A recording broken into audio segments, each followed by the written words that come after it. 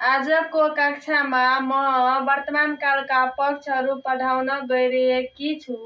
वर्तमान कालका पक्षहरू जम्मा 3 वटा हुन्छ। सामान्य वर्तमान काल, अपूर्ण वर्तमान काल, पूर्ण वर्तमान काल। अब म सामान्य वर्तमान कालका सूत्रहरू पढाउन गइरहेकी छु। कर्ता धातु प्लस क्रियापद।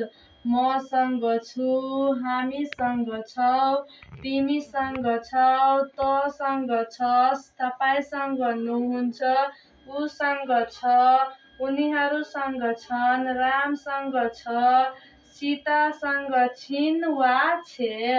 अब म सामान्य वर्तमान कालका उदाहरण पढाउन गइरहेकी छु। म भात खान्छु, म भात खान्छु। हामी भात खान्छौ, तिमी भात खान्छौ, तपाईँ भात खानुहुन्छ, उनीहरू भात खान्छन्, राम भात खान्छन्, सीता भात खान्छे, तँ भात खान्छस्। अब म सामान्य वर्तमान कालका अभ्यासहरू पढाउन गइरहेकी छु।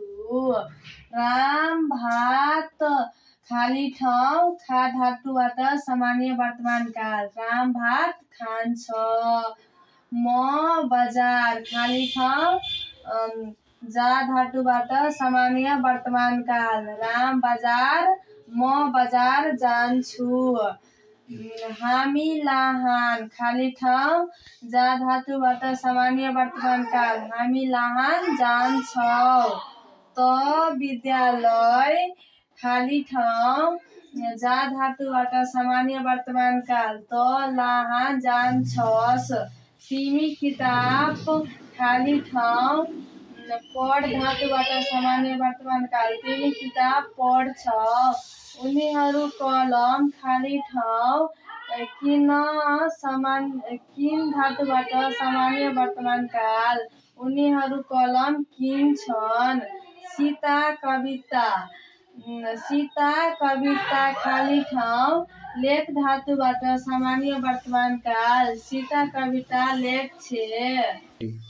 अर्को कक्षामा म अपूर्ण वर्तमान कालको सूत्र पढाउने छु। हस्त, धन्यवाद।